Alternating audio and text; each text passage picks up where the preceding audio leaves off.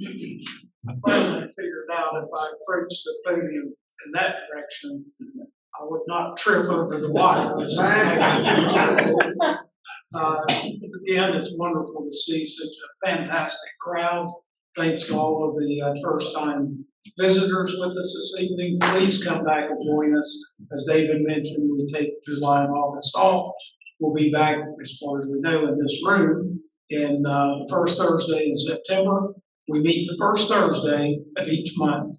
Try to begin promptly at 7 and finish around 8:30 or so, being mindful of everyone's time. And maybe if you're lucky tonight, you might be able to get out and it will not be completely dark. One of the few times, probably the only month during our normal campaign season that one can do that. It's always a pleasure to have our speaker this evening, Bob Jenkins, my buddy. I often refer to him as Mr. Dalton. He's forgotten more about the events in and around Dalton and that part of North Georgia than he's forgotten more than I'll know about a lot of those various activities. And I'm very excited about his talk this evening and sort of dovetails into the next project that he plans to embark upon, which will result in a forthcoming book. So perhaps at some point down the road, Bob, I know where to find him, we can get him to come back and speak with us again. A little bit about Bob Jenkins.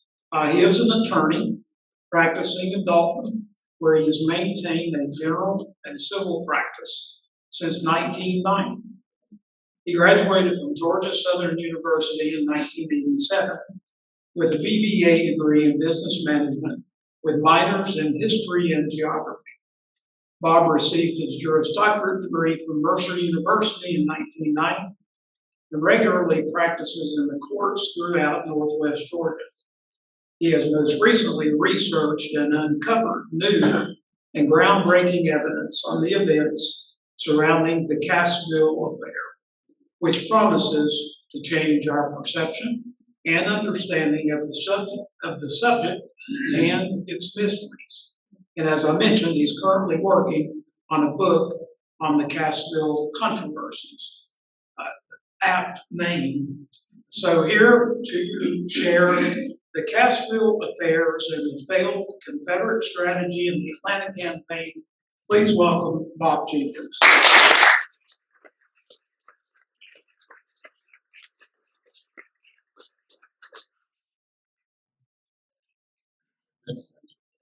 Okay.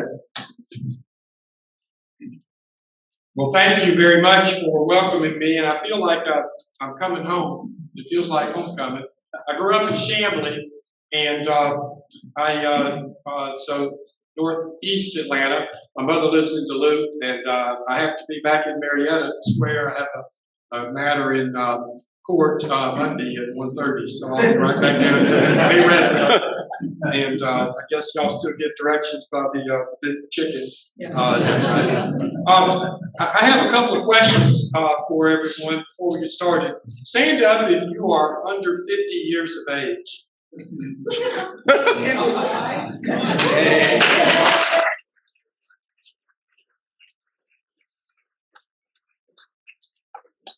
Standing. I'm putting you on the spot, Joe.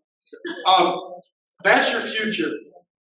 This organization, you know the old adage, an organization is either growing or dying. And I speak, Michael and Brian Wills and Steve Davis, a lot of people, Richard McMurray, speak to groups like you all over the country. And I'm telling you that you're vibrant, you're growing, but you're doing a few things right. You've got a social aspect in your group. You have a civic aspect in your group. If you are doing some benevolent things, like cleaning up a cemetery, like donating money, I'm about to hit you with a great project. And you're meeting, obviously your primary goal is to listen to speakers and to learn more and to work with each other. But if you just come as a meet once a month and you don't recruit and you don't get people excited that are 50 or under, it's going to go in the other direction. And I'm seeing that across the country, and it doesn't matter if it's an SED group, a UDC group, a civil roundtable. an education society, it doesn't matter. They're all doing this. And I am the break point. I'm 59. And I always say, who's younger than me in the room? And are there any females in the room? And are there any people that are your kids or grandkids' ages? Because that's your future. And so, enough said. How old are you, sir? 48, it's 2 years ago. Okay, sir? I'm 30. 39. Okay, well, 30 wins, so you get to pick which book you want.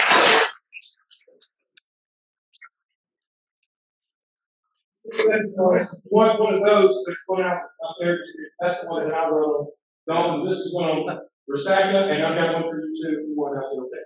Thank y'all very much. And let me put one in the kitty for tonight so somebody can win it if you want. Another plug, these are the last of the books that I wrote on the Battle of Peachtree Creek and To the Gates of Atlanta. So there's 35 apiece, there's the plug. Okay, Mercy. Press, I've done my duty. Last plug, and then I'll shut up and start the fun tonight. Save the Dalton Battlefields. I'm blessed to be part of an organization called Save the Dalton Battlefields. How many of y'all went 3 weeks ago now, up to see the Rocky Face Ridge Park? That's one of our babies. It's a 1,000-acre park, and we're just so blessed that the Preservation Trust or American Battlefield Trust got behind that one. Georgia Battlefields Association got behind another project for us with Potato Hill. How many of you have been on Potato Hill site? And Mill Creek Gap is another project. So those all three are ours. And if you're interested in that, want to learn more about it, or want to make a donation sometime, so there's my plug. I'll throw that around it. If you don't want it, just pass it. I don't have enough for everybody, but just pass it to the next person if you're not interested. But thank y'all very much for that. Well, let's talk a little bit about Cassville. I've got a lot of bells and whistles here, and I'm not sure I'm going to do this right. But, okay, that's how that works. Don't jump on that. Stand here. I like to move, but your Zoom audience doesn't want me to move. They want me to stay next to this microphone. No, you can move. As a trial lawyer in Northwest Georgia, I'm used to talking to a crowd. So in 33 years of trial practice, I have never been asked to speak up. I have, however, been asked to, Mr. Jenkins, would you please sit down? You've made your point. And if we have time, I may tell you a war story or two about some trial work. But otherwise, let's get on to Cassville. Let's first take a test. What do we know, or what do we think we know about Cassville? And I look around and I see a room full of friends. I think I know about half of you. The other half of you, I hope I get to know. But what do we know about the Cassville affairs, plural, Michael? Affairs, plural. Okay, we've reduced it to the Cassville affair. Affair, of course, means one thing in one mindset, but in this mindset, it means a controversy. So the Cassville controversies or disputes about what actually happened at Cassville. And there were two of them, not one. There was a failed morning experience, and there was a failed evening experience by the Confederate forces in and around Cassville. Oh, and I got to do one other thing. I'm going to get in touch with Michael. Michael said I had 45 minutes to talk, so there's the timer, so that I will make sure that I get y'all home in time for whatever the shows you missed. All right, so let's go on to the next subject. There's 5 things I want you to learn tonight. Okay, 5 things we want to learn about the truth at Cassville. TRUTH. How am I doing, Madam President? Really great. All right, there are 2 of them. It's a trick. There's 2 of them. That's the Battlestone Mountain. We'll talk about that joke another day. But the 2 affairs, there were 2, not 1. 2 controversies. Number 2, the roads, the confusing road structure. And I brought a lot of maps tonight, so I can bore you or wow you if you want with maps. And afterward, if anybody wants to look at it, we've got them on the board, but if anybody wants to really get down nitty-gritty and look at one of these maps, one of the Confederate maps or federal maps, we'll get into that too. All right, the third one is somebody wasn't being honest with us. Somebody has been lying to us, and we have taken it and believed it. Number 4, Cassville turns out to be all about the cavalry. We thought it was about the infantry. Turns out it was all about the cavalry, the troopers. Number 5, we can't talk about controversy in Northwest Georgia without bringing John Bell Hood into play, can we? So I hope to maybe change your perspective as it changed mine about John Bell Hood on the Cassville affairs. Let's talk about the two affairs. In the morning, that there was the plan. Johnston, General Joseph Eggleston Johnston and the Confederate Army of Tennessee planned to have some kind of a counterattack or offensive at Cassville. And the story that we've understood in history for 150 years is that when Johnston was poring over a map on the evening of the 17th of May at Adairsville, Georgia, right after a little springtime rain, by the way, and a little surprise at the county line, at the Saxon house, the gravel house, at the Bartow Gordon County line there, where they're building beautiful warehouses all up and down I-75. Johnston looked at a map, according to Johnston, and said, okay, there's two roads leading south of here. One goes down the railroad line to Kingston, and one goes due south, and the other one goes to the southeast down another road, but no railroad, to Cassville. And if I divide my forces, send half of them down one road and half down the other road, maybe Sherman will be stupid enough to divide his forces down each road, and then I'll turn and attack one of those wings, the east wing or the one down the Cassville wing. That's what we've all understood the Cassville plan, a surprise attack, right? Where did we learn that from? Where have we heard that from? Where did you first learn it, or where did history first tell us it was told? Johnston's report or his memoir? Johnston's memoir. That's Johnston. Okay, so what was said? Bill has said Johnston's report or memoir. Johnston's report, written October the 20th, 1864, from Vineville. That's Metro Macon, Georgia, right? Vineville, up Ingleside, up on the north end of Macon. Okay, or his narrative of military operations, published in 1874, 10 years later. That's where we first hear that he had this plan, that he planned it 2 days earlier at Adairsville. We've all taken the bait. Now I got to prove that, what I just told you, don't I? Okay, let's see if we can. All right, so there's errors in the official records. There are confusing roads. Johnston says he had a plan, and he told us his plan in his narrative 10 years after the fact, and soldiers all bought in on it because Johnston's our hero. He is our Robert E. Lee from the Deep South, right? He is made of bronze and granite. Lee's the marble man. Johnston statue, who I represented, by the way, the latest UDC up there when that little Summer of Love in 2020 came about.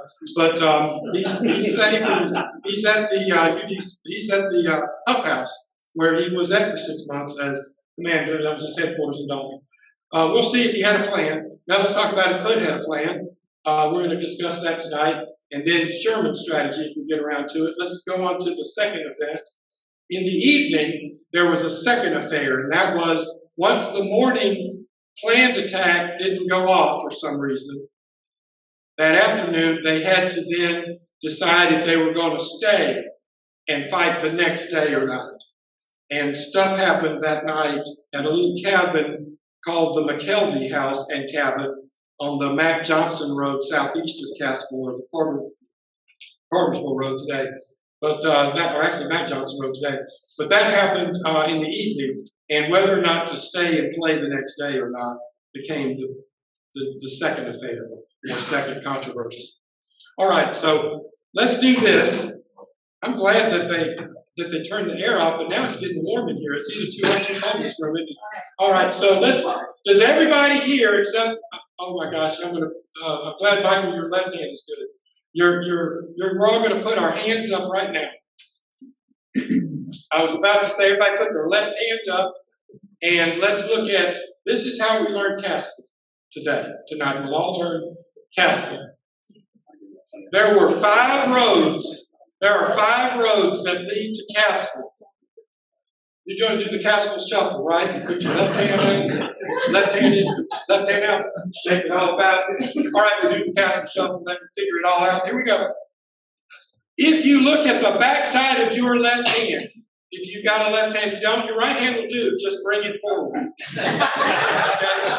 But look at your left hand on the back side. Back side. Like this. The pinky finger, your little bitty finger, that moves up to the northwest at 11 o'clock high, doesn't it? Imagine your palm is at or your wrist. Imagine the wrist is Cassville. All right? Now, up your pinky finger is Adairsville at 11 o'clock high, up the Joe Frank Harris Highway 3, Georgia Highway 3, US 41, same road, right? Okay. Your ring finger is a troublemaker road. Okay, it's a little troublemaker. We're going to call it by a lot of names. Wilbur Kurtz first thought it was the old Spring Place Road. He was kind of right. It used to be prior to the war. That was the old Indian route, Native American route to get to Spring Place.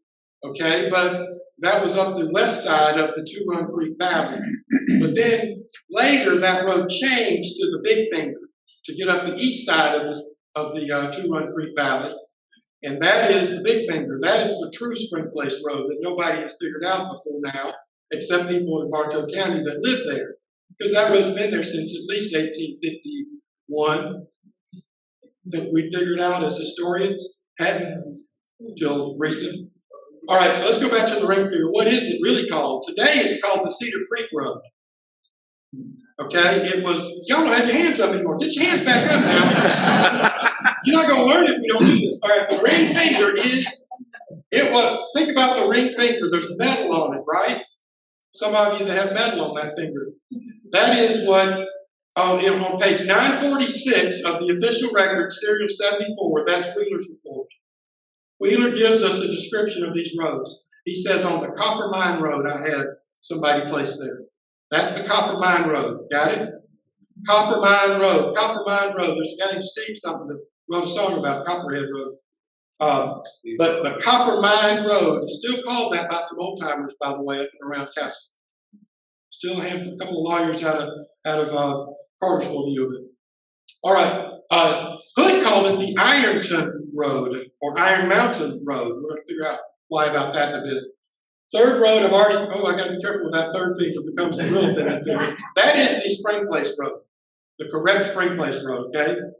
Then now your index finger, your fourth finger in the road system, that road is the Pine Log Road, or the road to Fairmount, Pine Log or Fairmount Road. And finally, the one at 3 o'clock to the east, your thumb, that is the Canton Road. Now, if you will do that, then you will be able to put everything else together about Cassville. So, what did we just do? We said there were 5 roads at Cassville. That's the Joe Frank Harris Road today. The Copper Mine or Ironton Road, historians and Bill Skate's book has that as the Spring Place Road incorrectly, unfortunately. And Bill Skate, I need to put a kudos in for him. He is our grandfather of map making. He is the first person to put Georgia on the map in terms of looking at maps. So we owe him a lot of credit, and Wilbur Kurtz as well, as our father or grandfather of historiography. So all of these are building blocks off of those two great historians. The Spring Place Road being the third one, and it's still called Google it tonight, or Google it right now if you get bored with me. It's the Spring Place Road today too. It's been the Spring Place Road. It goes off behind the TA truck stop at Five Forks, just east of the interstate exit 296. We'll get back to that. Pine Log Road is now called the Cass White Road, because there's a town called White, Georgia. It didn't exist back then. And then there's the Canton Road. So let's look at the roads, the 5 roads, shall we? All right. Why am I spending so much time on this? Because we got to get the roads right. We got to get the map right, or we'll never understand the Cassville problems. There's Adairsville. There's the road leading out to Kingston. Adairsville-Kingston Road, easy enough. Road 8. Road 1, Adairsville-Cassville Road. Got it? See this thing right here? It's called Iron Mountain. Iron Mountain. Mark A. Cooper. We got a Cooper in the house, don't we? Somebody's descended from Mark Cooper. Mark A. Cooper was a speculator and a mineral developer. And he came to Bartow County in the late 1840s, early 1850s, and he was speculating on various minerals. We know him for the Etowah Iron Works and the Cooper Iron Works in the southeast part of the county down in the Allatoona Mountains. We don't know him for what I'm about to tell you. He also had a mine up here at Iron Mountain. Today we know that as the Vulcan mine, right off of exit 306. No, it's not the exit with buggies, that's 310. It's the Adairsville exit at 306. Exit 306, if you look and see that big old tall thing on the right on the southeast corner of the interstate exit intersection, there's a raceway track, a gas station on the left. Behind it is a Cracker Barrel and a Hampton Inn. But on the southeast side, there's this big old bald mountain that they're mining for iron because it's called Iron Mountain, named for Iron Mountain, Missouri by Mark A. Cooper. It's now the Vulcan Iron Mines. There used to be an old road that ran behind it. That's why Hood called it the Ironton Road. If you don't believe me, Google that and go off of Highway 140 from Adairsville going east toward Pine Log and eventually out to Canton over there. And you'll see a little leg of it, back where the number 7 is. There's a little stem of it called Iron Mountain Road. Still there today. All right, I'm running out of time, Michael. I don't know what that's going to do. All right, let's get to, so number 2 is the Copper Mine Road that locals called it. Why do they call it Copper Mine if it's iron? Because in the 1850s, they speculated for copper. And they did a little tapping up there, didn't find much copper, found a whole boatload of iron. That road became known as the Copper Mine Road. I suspect it could be a variation or a misunderstanding of the Cooper Mine Road. Mark A. Cooper's iron mine, hence the Cooper Copper. So we now have 4 names for that road. The Old Spring Place Road ran like this, and then went over toward Dewey's Crossroads. There's Dewey's Baptist Church in there, and Gum Springs, and all the way up that way, went up to Spring Place, which is about up here in Murray County. All right, 2 counties north. The Iron Mountain Road kind of did something like this. And then there's another road that led to a couple of mills called Marsteller's Mill or Mosteller's Mill. If you're from South Georgia, it's Mosteller's Mill. If you're from North Georgia, it's Marsteller's Mill. See the difference? Marsteller's Mill or Mosteller's Mill. Okay, that mill is up there, but that's also called today the Mosteller's Mill Road. This little finger here. So some historians have called that road the Mosteller's Mill Road. Okay? Are we all confused yet? Yeah. Everybody thoroughly confused? Yeah. Just remember your ring number 2 has metal on it, your ring finger.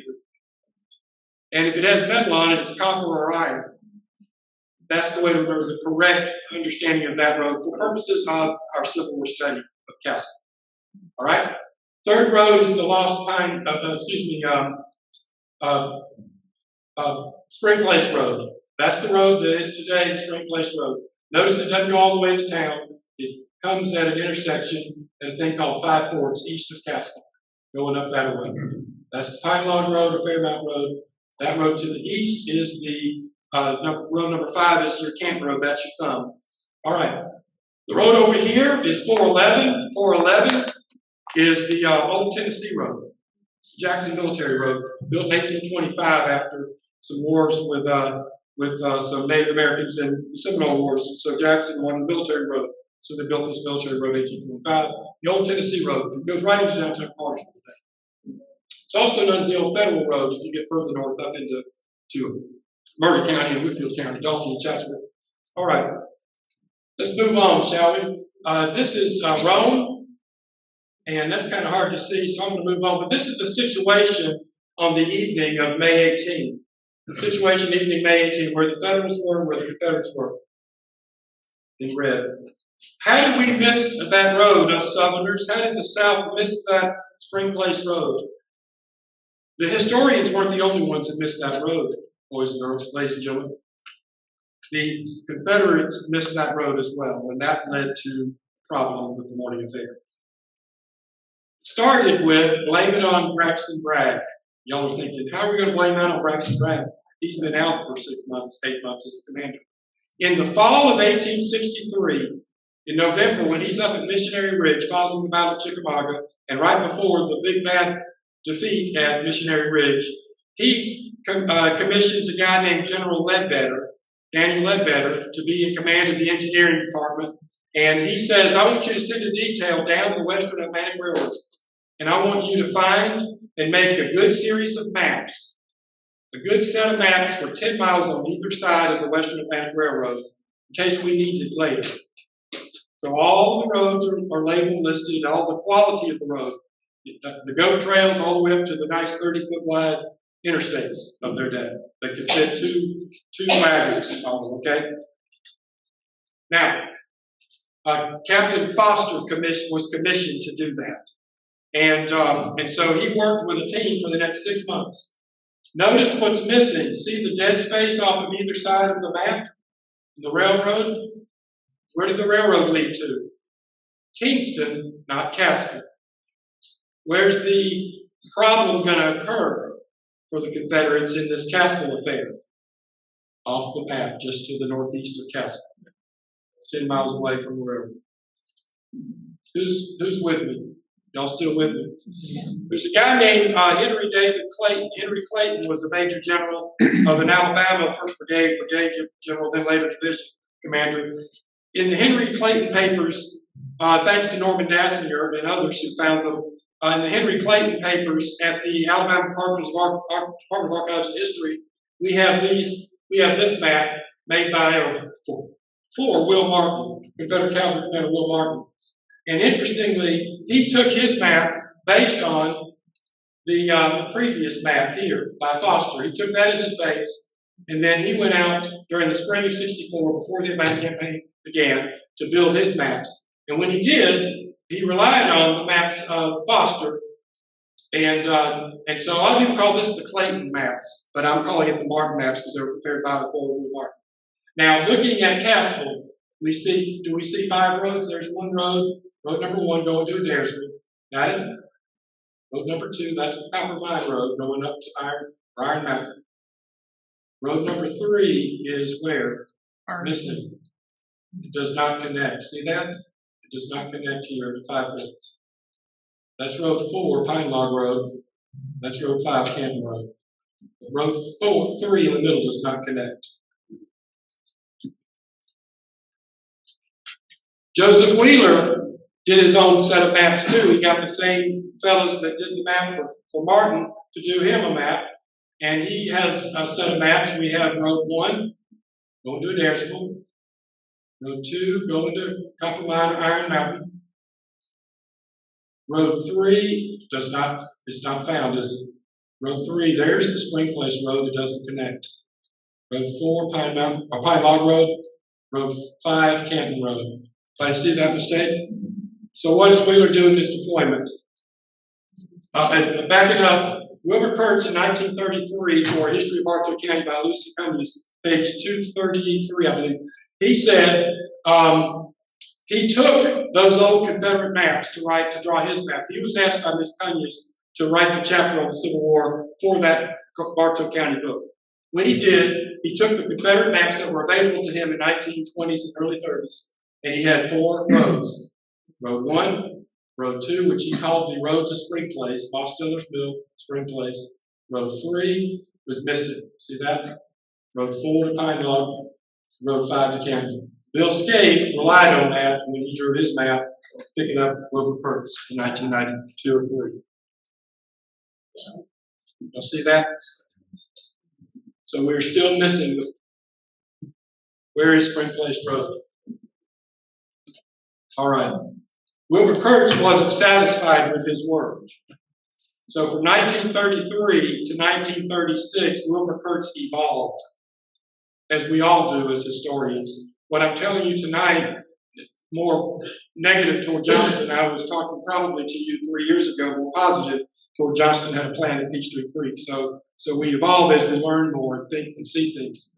Now here, in 1946, Wilbur Kurtz did a map he spent 50 hours creating for a fellow named Colonel Thomas Spence, who, like many of us, was interested in the history and wanted to get it right. And Wilbur Kurtz went back and found a lot of the homesteads and named them, put them on the map. There's road 1 to Adairsville, there's road 2 to Copper Mine or Ironton, there's road 4 to Pine Log, but he added another road. Look at there, he added the the Spring Place Road, right there. So we have road 1, 2, 3, Pine Log, Spring Place, 4, Pine Log, 5, Canton. Got them all on the map. This was in the Bartow County newspaper, the Sunday edition in November of 1946. Unfortunately, Bill Scaife did not pick up this. He picked up the 33 map in his work. Missed this map, the follow-up map.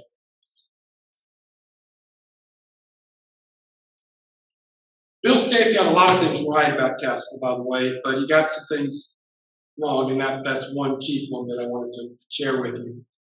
This is a blow-up. Notice that dead space over here, that Foster map that I showed you at the beginning. I blew it up for you so you can see it up close. And it's in here if you don't want to look at the real map afterward, or the copies of it. Cassville, there's road 1. There's road 2, Copper Mine. And look at this, interesting. There's something written here. No other road is listed by name. No other road is listed by name. Except right here.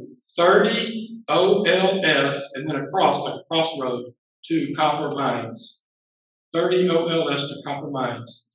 Now, I've had a lot of people looking at that, trying to figure out what does that mean. Because it's not 30 miles. It's only about 10 or 11 miles up to the Iron Chief Mountain. It's not 30 miles. Jim Ogden's been on it. I've had the guy that wrote the surveyor's book originally from Swainsboro. He lives in Augusta now. I can't think of his name at the moment. I've had a number of Dave Powell, a number of historians that you know look at this and try to figure out. Anybody here know what OLS means? I believe that it has to do with the quality or the width of the road. If you notice, it is a red road. Okay, see the red road? What that means is that it's 30 feet wide and improved. It's their interstate. 2 wagons abreast can run on it. In other words, it's a suitable for military use road, which would be important. These are all roads that are suitable for military use. Now, the yellow roads are the back roads. That's somebody's farm lane. That may be a single lane road. It may take you 3 times longer to move a division of men or 50 wagons through that, as opposed to the red roads that you can move smoothly and quickly. I believe that's why that was singled out and why it was put there by Captain Foster. Unfortunately, the mischief is over here. The Five Forks intersection just east of exit 296 at the T&A truck stop, right out here, is missing. So we don't have the Pine Log, or excuse me, we have Pine Log Road, but we don't have the connection to the other road going up here to Springfield. So what's going to happen? Wheeler is going to place his forces on page 946 of Serial 74. He says, I'll put Allen's brigade to the west with Jackson's division on this road to Kingston. I put Iverson's Georgia brigade and 2 other brigades under Ashby and Harrison, those 2 brigades under Martin, and I put them here on the Adairsville Road. And then I put DeBrell's Tennessee Brigade on the Copper Mine Road, he called it. And then he said on the blank blank road, he has 2 lines that are blank blank, 2 dashes. On the blank blank road, I placed the Debbie Brigade of Hannon's Alabamians. That's 2 Alabama regiments, 53rd Alabama Cavalry or Infantry, Mounted Infantry, and the 20-something, 24th or 5th as well. So there's 2 Alabama regiments here to watch out on the Pine Log Road. Now, he doesn't say what the name of the road is. He says the blank blank road. But if we go and look at another source, there's a guy named Captain Mackall, or Mackall, M-A-C-K-A-L-L, Thomas Benton Mackall. He kept a diary or a journal. He was a young lieutenant and was the cousin, young enough to be the nephew, of Brigadier General William Wham Mackall. William Mackall was the chief of staff for Johnston. So on Johnston's staff is from Baltimore is William Mackall, and his cousin Mackall, Thomas B. Mackall, or T.B. Mackall, kept some notes. And in his notes he said, 4 p.m. on Wednesday, the 18th of May, at 4 p.m., Federal cavalry was spotted on the Fairmount Road. And by Hannon's cavalry. And we've sent Armstrong's brigade, another brigade that's just arrived from Mississippi, Alabama, to go join them. So now we know that that's where they were because Fairmount is up here off of the map past the Pine Log. So that's the Pine Log - Fairmount Road. So we know that that's where Hannon was placed.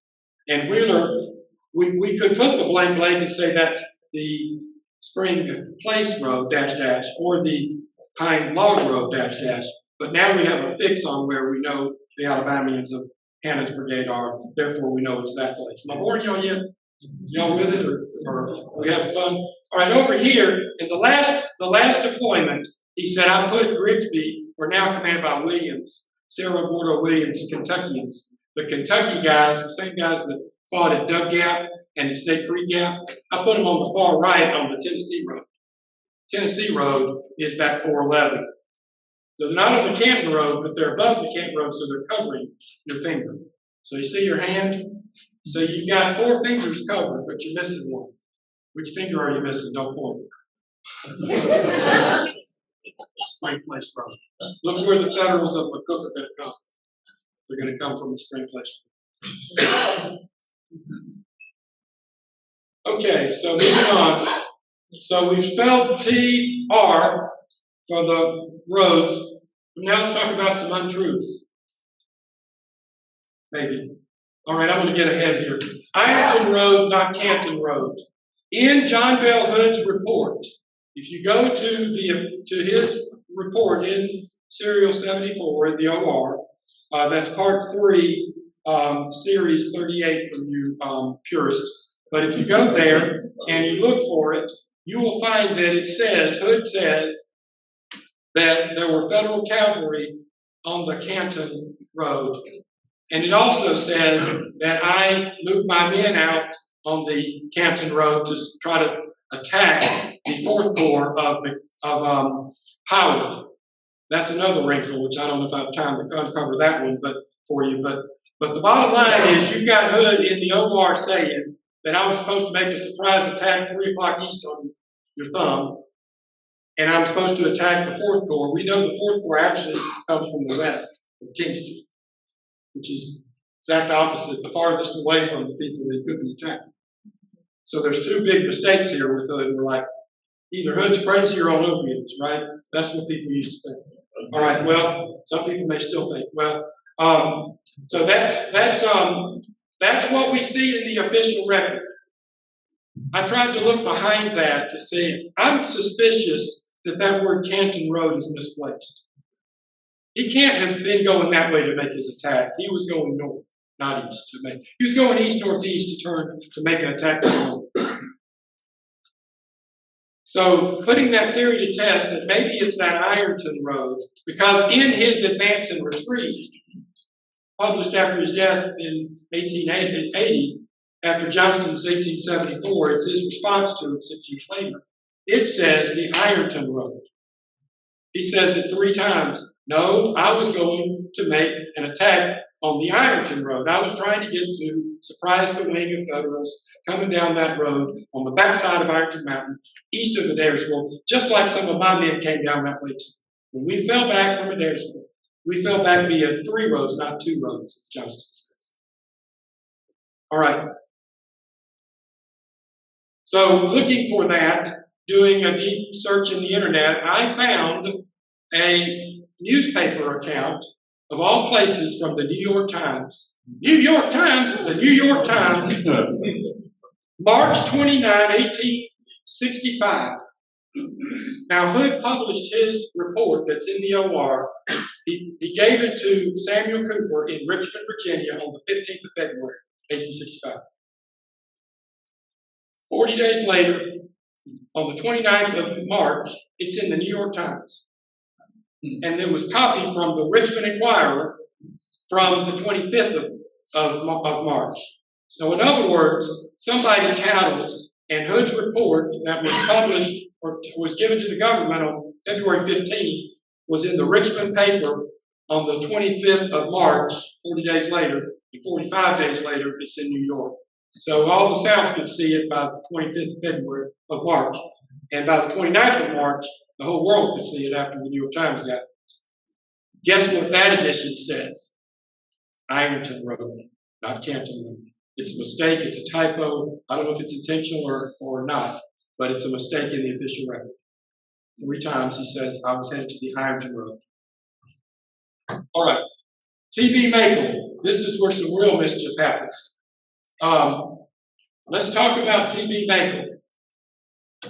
T.B. Maple kept this diary, kept this account, and after the war, in the early 1890s, the United States government decided to have an official account, or official report, or official records. And they created 128 volumes, actually, there was one number missing. And when they did, they called on all of the Southern leaders to say, if you have a copy of your report, please send it to Washington. We want to add it. Why is that? Because they had most of the Northern reports, because the Northern commanders turned them in, and they kept them, they won.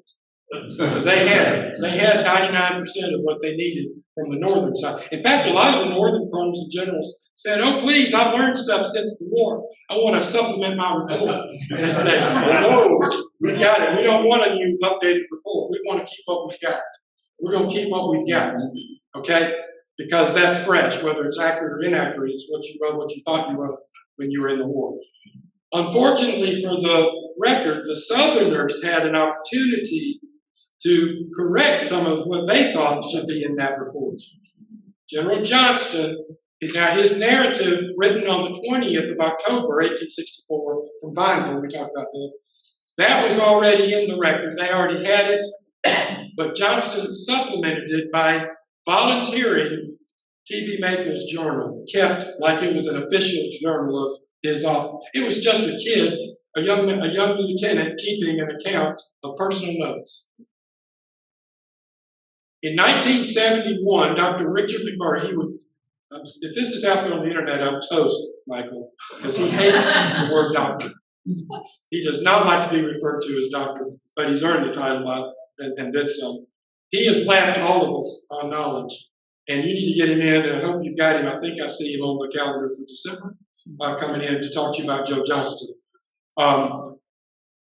In 1971, Richard McMurray was looking at the William and Mary papers, the Johnston papers, at William and Mary College, at their library, and he discovered some odd things. While he was looking at those papers, he uncovered 2 diaries that were unnamed, that were just there. They were as part of Johnston's papers. And in looking at those 2 diaries, he began to realize that they were in the same handwriting.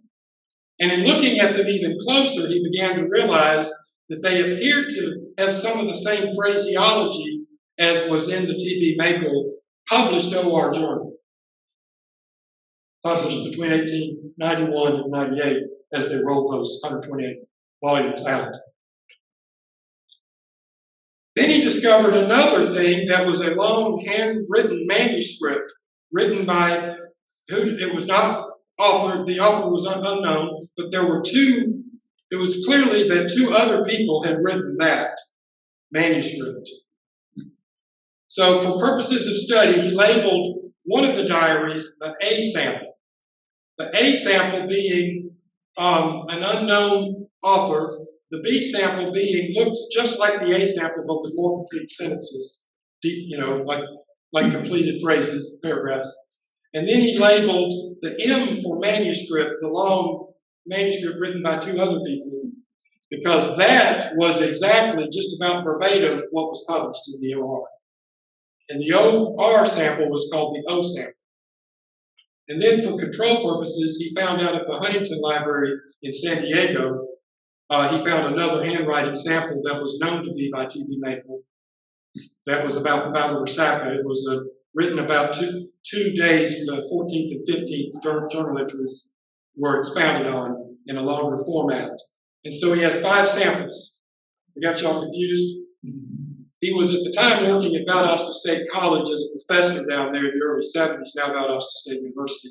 And he had access to, somehow he finagled the crime lab at Florida State University and the Florida FBI, or whatever they call themselves, Euro Florida people, he got an handwriting expert to look at it, and with a known T.B. Maple sample, was able to positively identify that the first diary, the A, the second diary, the B, and the Huntington, California diary, two dates about May 14, 15 were stacked. All three of those were T.B. Maple's handwriting. However, the handwriting on the manuscript that he called M, that is almost verbatim what's in our official record that we all have relied on, is not T.B. Maple's handwriting. It's written by two other people that are unidentified still today.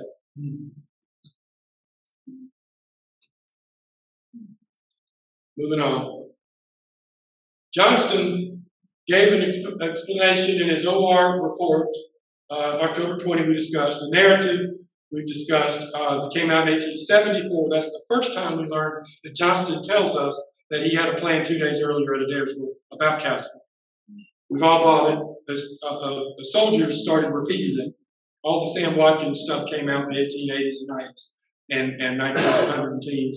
And all those beautiful written things by our grandfathers and great-grandfathers and great-great-grandfathers, all of that stuff was written post Johnston's book, quoted it, relied on it. Historians that came along in the 1920s, 30s, and 50s and 60s, up even to now, and relied on those things. And so we built those blocks on quicksand.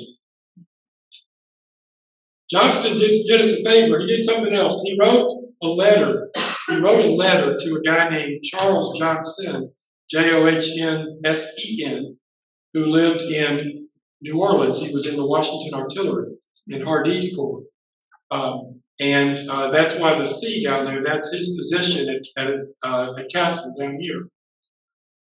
Johnston wrote a letter to him in 1874, the same year that he published his book. And the letter to Charles had written him and asked him, well, tell me about why this failed over here and what the plan was. And Johnston wrote and said, well, Hood was supposed to do something and he screwed up and here's why. And he did a couple of neat things. He drew a sketch map and included that in that letter. And from that sketch map that was published, not then, it was not until after Johnston dies, until the OR comes out, until some of the state comes out, when the general public is reading the OR and some of these things in the early 1890s. And in the Times-Picayune, they get into a hair pulling contest over some of the Polk descendants and a guy named Samuel French. We'll get into that if we have time with question and answer. But some of that goes on, and that's when this Charles Johnson pulls out this old letter, and he submits it to the Southern Historical Society papers. And then he decides to publish it again, and he gives it to the Times-Picayune, and he includes that map. So that map was published in 1893, October 1893, in the New Orleans Times-Picayune, and almost lost to history. What's lost is now found. We have Joe Johnston telling us what he thought and where he thought Hood's men were. The only place that the road is split like that, the only place is a place east of, up the Pine Log Road at a thing called Brown Loop Road today. It splits two little hills east of town. That's where Hood was going down to go to the Ironton Road across a wide, large open field. Johnston gave his so-called order of battle. If you read it critically, it's a pep rally speech. After Hood that morning said to General Johnston, he doubled down on what he had tried to do the day before. He wanted to attack Sherman, not while they're near Cassville, but while they're just below Adairsville split on those three wide roads away from each other. He repeated that with the support of Polk and Hardee the morning of the 19th, and Johnston consented. And when he did, Johnston went back to his headquarters tent, and while Hood's getting his men in motion to go make the attack, Johnston is writing this pep rally speech between 7 and 8 a.m. Then it's begun to be read, and it was read, in fact, as it was being read to all of the different regiments and brigades throughout the day. And General Polk even, where's Ms. Warren? Amanda Warren's working on a manuscript that just, we're going to see a new book on General Leonidas Pope, thanks to Miss Amanda Warren. But he was reading, as that was being read to all of his corps, he was going by and giving personal speeches to each of those regiments and whipping up. Everybody was, oh, wow, we're going to turn and fight. We're going to stand and fight. Now, what did that mean? Did that mean we're going to go on offense? Did that mean we're going to stand and dig in and go on defense? They didn't know. They just know they were going to turn and fight. All right. Looking at the situation on May 19 in the morning. In the morning at May 19, Hood is back here getting ready to go out up this way, through this gap right here, cross the large open field, line up his men, and lay in wait to pounce on the Federals. He thinks it's Howard's 4th Corps. It's actually Schofield's 2nd Corps that could have come down the Iron Mountain or the Mosteller's Mill Road to lead to the Copper Mine Road to come into Cassville that way. Hooker's 20 Corps is coming from this direction. Who here subscribes to the possibility that it was Butterfield or Williams or possibly Ward, somebody in the 20th Corps that might have got in Hood's rear? Who believes that because of reading some of Stephen Hood's good work on uncovering some John Bill stuff? That's also been a misnomer, but a plausible theory. But turns out they were up the Adairsville Road, this road, not out here. Here's McCook's cavalry. They're going to travel about 10 miles. They're going to meet up first with some pickets of stonemen out here at the crossroads. Bill Scaife incorrectly calls it the Wofford's Crossroads. He thinks it's down here. However, it's up here, Dewey's Crossroads. He meets with these pickets, then he moves down to the Five Forks, and as he's moving down here, what do his wandering eyes do appear but a column of Hood's gray coats are near. Wilbur Kurtz figured out Johnston in 1960. Wilbur Kurtz didn't have the access to the internet and these maps and all that I've been telling you tonight, but he could smell a rat. And when he read the narrative and he figured out Johnston was fibbing about Snake Creek Gap, he figured out he was fibbing about his plan at Calhoun, he figured out he was fibbing about Adairsville, and he figured out he must be fibbing about Cassville, but he can't figure out quite why. What he wrote was telling. This is his direct quote. Ironically, Johnston's version of the story, recited to Sherman and to everybody else, this is post-war, he's trying to tell Sherman on a riverboat in the fall of '65, by the way, was obviously a face-saving measure to rationalize his failure to fight at Cassville after his flaming proclamation was ordered by General Orders. It could pass for history only as long as the complete story awaited to certain access to certain records. All right, this is the Butterfield map, and the only reason I have it is to show you Iverson's brigade did some slowing down. These are barricades between Adairsville and Cassville. Don't have much time. Wilbur Kurtz had a friend that was a pilot that went up in the airplane and took an aerial photo of the Cassville area. This is Cassville. This is the road leading to Adairsville. See it? This is the old copper mine Ironton. That's the large open field. And I'm out of time, and I've only told you about 1/10 of what I'd like to. But there's a blow up of it. By the way, the ridge line is the defense line of the evening affair. There's a blow up of it. This is the 20 Corps coming down from the Adairsville Road. This is the Ironton Road where Schofield is eventually going to come down. This is Hood's direction of attack, what his plan was.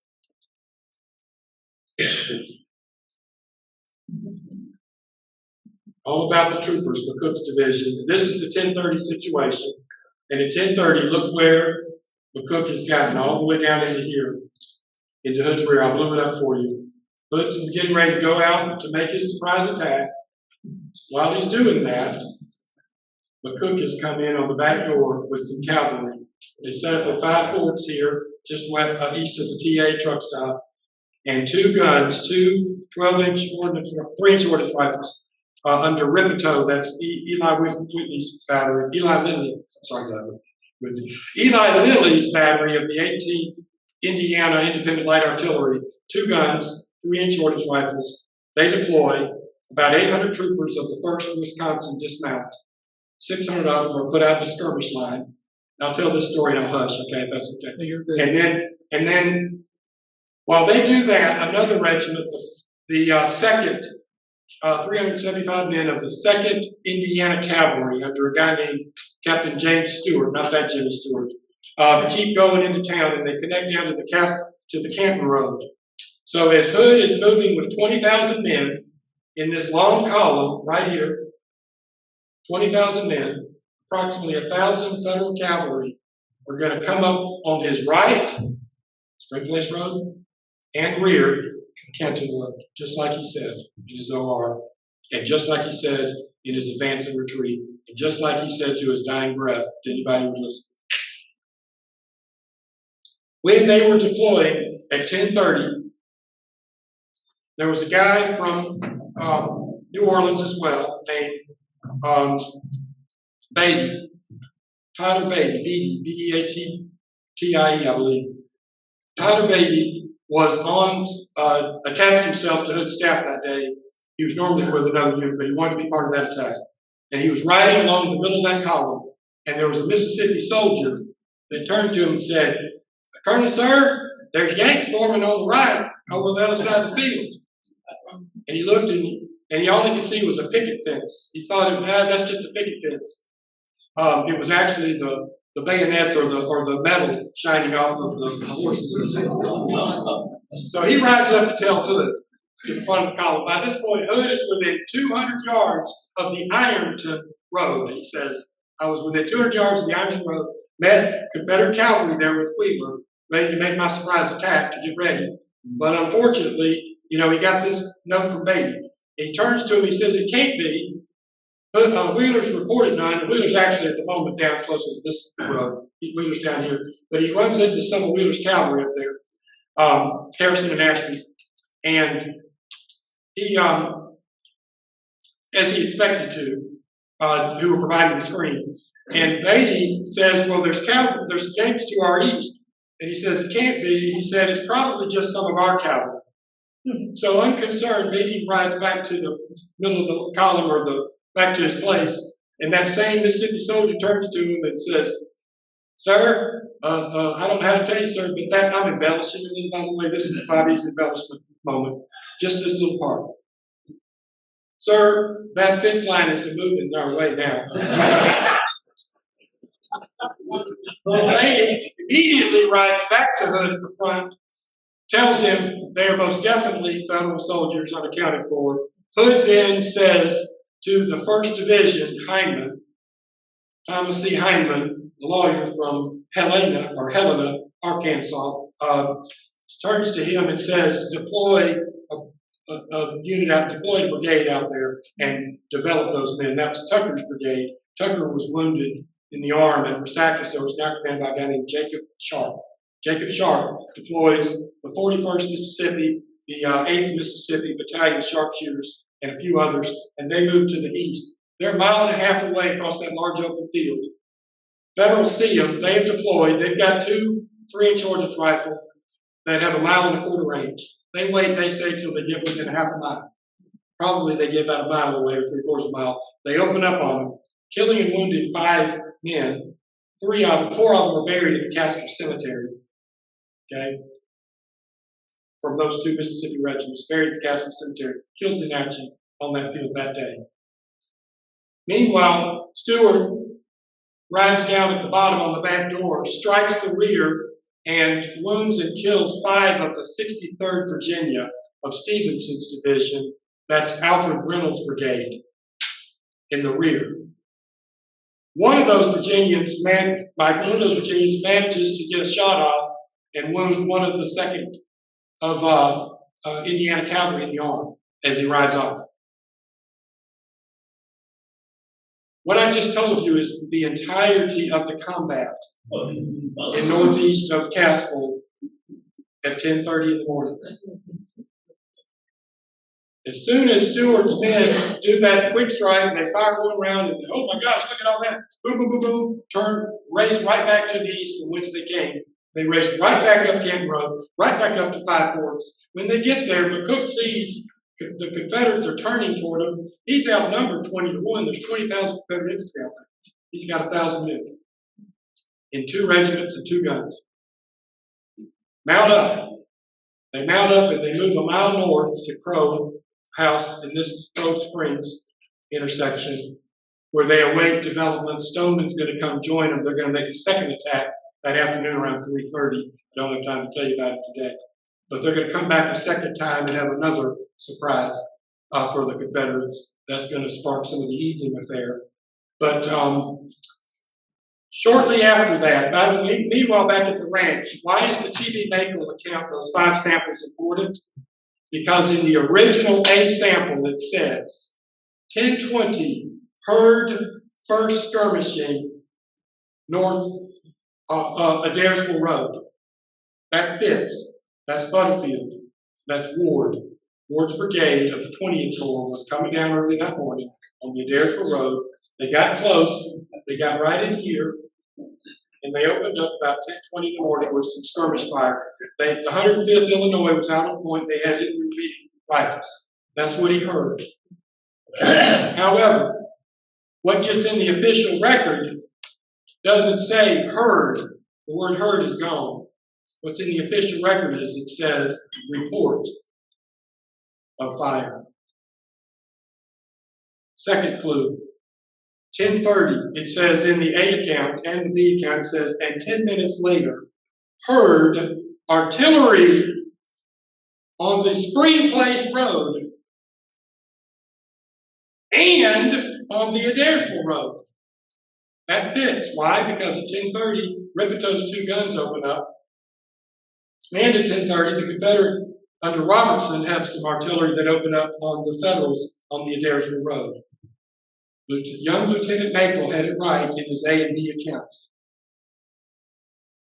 In the published official record, which we find in OR 74, starting with page 976, go to page 982, read the account. By the way, the A account is 11 lines. B account is like 7. The official record is about 5 pages in the OR. In all of that added stuff, things are pulled from, are missing. What's missing is heard artillery, that's gone. Heard Spring Place Road, that's gone. What's in its place is report of artillery east of town, east of Cassville. What does that tell us? It tells us Johnston didn't know where the Spring Place Road was. He erased it because he thought the other was Spring Place Road, like a lot of people. Second thing it tells us is east, is he's admitting there is artillery east of town, but he changed it to report, so he has a level of deniability. I got a lot more, and I'm out of time, and y'all don't want the hook. So I'm happy to do question and answer. Yes, whatever y'all want to hear. But it's been a labor of love. It started out as an article, and it turned into a book and a bore, and here I am. So thank y'all very much for watching.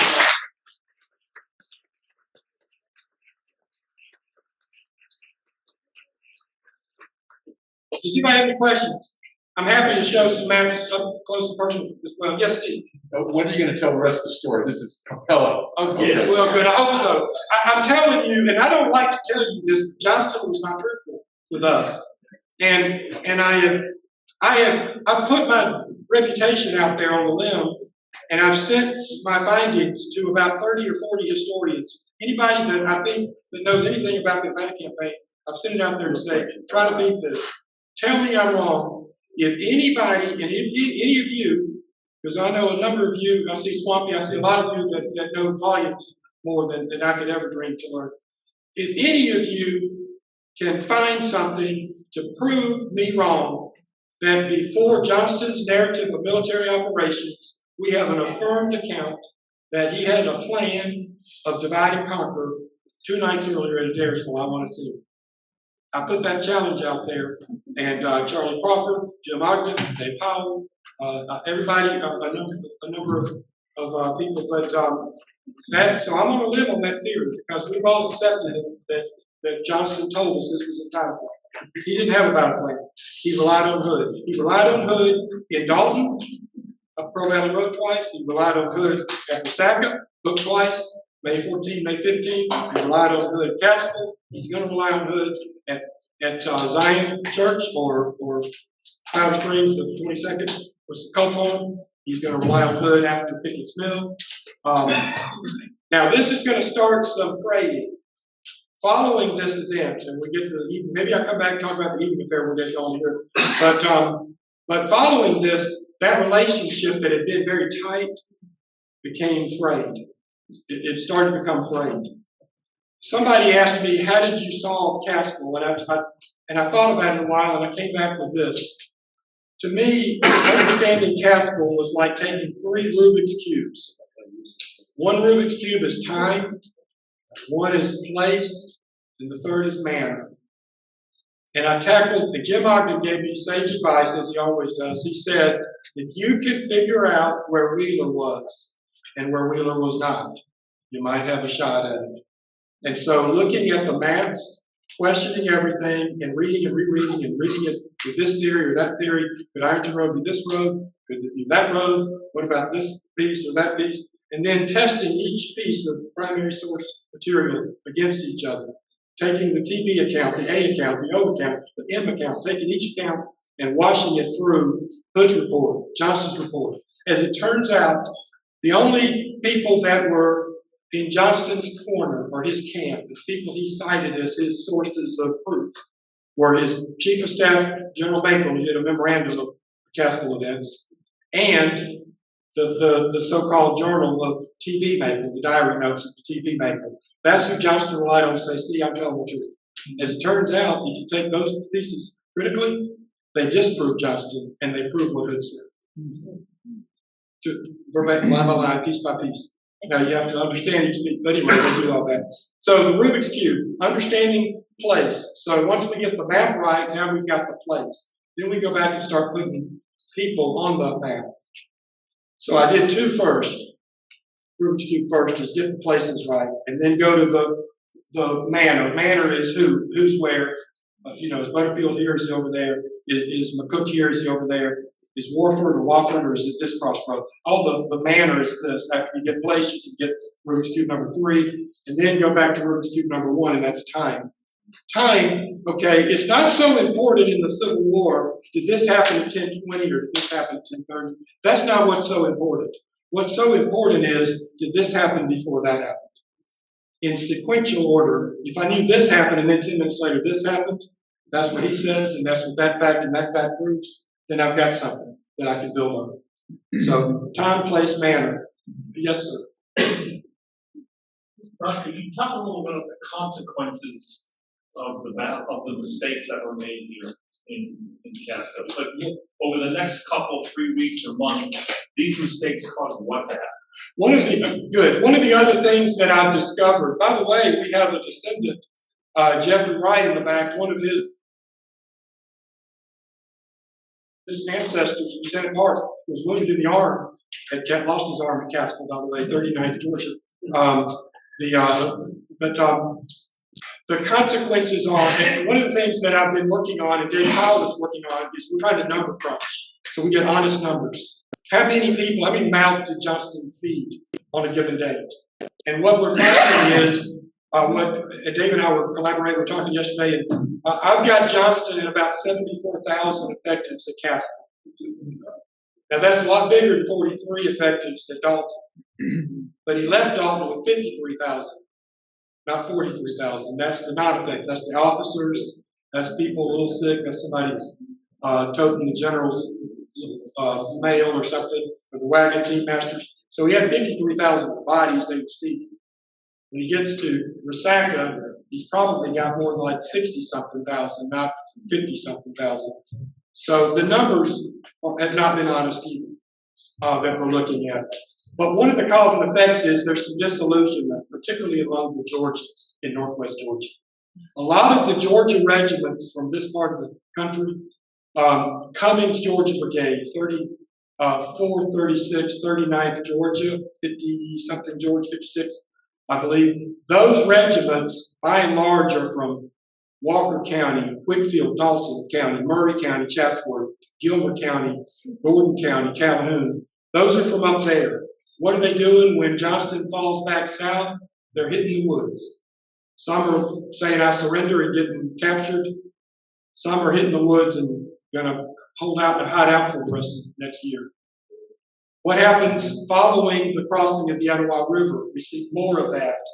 People out of Bartow and Gordon County hitting the woods. To date, I've got 869 affirmed out of that. That's almost a brigade lost in 2 weeks. On the federal side, for the month of May, Thomas reported 1,667 prisoners of war. That's what actually makes it on a train to Chattanooga to get a name and a number and identified before putting on a train to go north. And another 690, I believe, 697, I believe, of deserters. So 1667 and 1697, add that together, that's 2,300. That's what the Federals think the South is. Now, they didn't all come from Johnston's army. A few may have come out of North Alabama or East Tennessee, but 99 or 95% of them came out of Johnston's army. I've got names and bodies for 869 of them so far. Now I'm about 30% of the way through, so the numbers are tracking accurately to what the Federals say. Other thing is, when they get to the New Hope line and they fight in the New Hope line, yeah, get up here, Michael, get me the hook. At the New Hope line, absolutely. Those guys in Stovall's Georgia Brigade that fight heroically on the 25th at New Hope, a lot of them are from those regiments, 40, 41st, 42nd, 54th Georgia, I believe. Those are a lot of Paulding County and West Cowboys, and a few Haralson County. Guess what happens when Johnston evacuates on the 4th of June going east toward Marietta and Cassville? Those boys start hitting the woods. So we see their numbers of desertion and surrender go up, way up as well.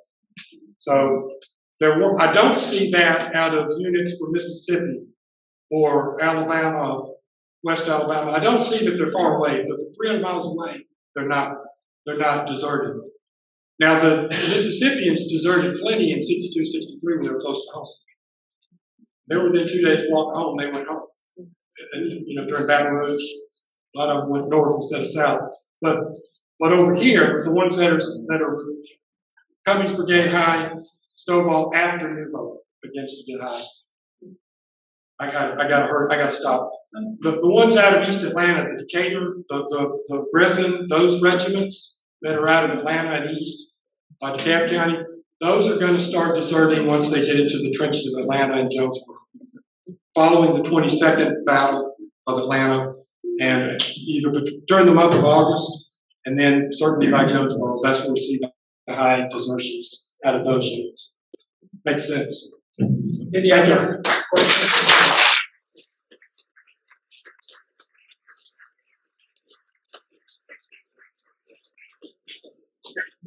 Bob, on behalf of all the members of the roundtable, here is a certificate saying you remember your time with us and an honorary.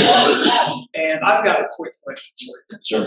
Why did Joe Wheeler's cavalry troopers not find the road that was not on the maps? It's a great question. And it's an unanswerable question because all we have in the record so far is Wheeler just gives us 4 roads to cover instead of 5. He has a blank, as I described. He does not repeat it. It's a mistake. He's in on the mistake. Johnston's in on the mistake. They're all in on the mistake. Oh, by the way, I didn't get to this. I know, like run, right? The federal maps are accurate. Second Epoch Atlanta campaign. Go look at it tonight if you don't believe me. Look it up. The Merrill maps. Merrill, Ruger, Poe, Dodge, those boys knew what they were doing apparently because they had 5 roads, not 4, leading to Cassville. Now that's 5 roads that they had on the map. They're contemporaneous for divide. The missing road. Yep. Contemporaneous. They had it. They knew it was there. They knew the road. Now they didn't know if Confederates would be on it or not. And Cook didn't know that. Oh, Sherman did 2 other things, and I'm way over. But Sherman did 2 things. One was intentional, one was unintentional. That ran out of time. But Sherman said The night before, on the evening before the May 19th, that was Thursday morning, May 19th, on Wednesday evening, Schofield got to Mosteller's Mill, and he sent a note over to Sherman by Ryder at 10:45 at night. He sent, or 8:30, he sent a note and said, General Sherman, I think I found a way to stay on the flank of Hooker and not be in his dust in his rear, but on his flank. And that way I can help you be where you want me to be. I can take this direct road down to a Cassville, down this Mosteller's or Ironton Mountain, whatever you want to call it, road. And at the same time, Hooker, who was at the Jonathan McDowell House, there's a great watercolor by Kurtz on it. The Jonathan McDowell House is on the Daresville Road. He's doing the same thing. He's saying, shouldn't we be going for Cassville, not Kingston? Because Johnston's trying to get away that way. We should be going to close his back door. Sherman and Dave Powell and I discussed this. Sherman believes he doesn't know which way Johnston's going. If he's going for Cassville, or is he going for Kingston, or is he possibly even going for Rome? But what he does is sound militarily. He says, I'll strike the center, and then I'll try to take him in detail or in pieces. So I'm going for the center of the snake, and then I'll look which way he went and start gobbling up the pieces. That's what Sherman's strategy is. So in Sherman's mind, it's all wagon wheel spokes for Kingston.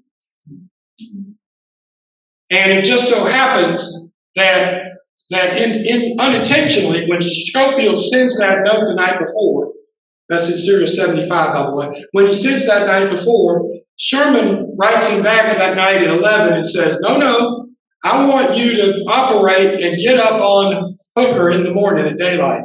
The first thing, I want you up on Hooker. What does that tell you? It says, now he speaks doublespeak. He says, I may also want you to go toward the east and find the road, blah, blah, blah, but I want you up on Hooker in the morning, first light. So what does he do? Instead of going south, Schofield, and right into the trap Hood's wanting to plan, he goes west, over at sachets over Mannington Mill Road today, over and connects at the Jonathan McDowell House where Williams' division and Hooker in presence is still there. Then at 12:30, Sherman sends him a note to Schofield and says, I want you to get on that east road to Cassville. And Schofield's like, 12:40, he's writing him back 2 minutes later. Sir, if I had seen, you don't maybe know where I'm at. I did what you told me to get up on Hooker, but you want me to be over here. So he finally gets over on that road. He double backs on Mannington Mill Road, gets on the Ironton Road, goes south, and by 4 p.m., too late for Hood to do anything with it. He's down there going down that road where the trap was going to be. But we all don't know. We're lost.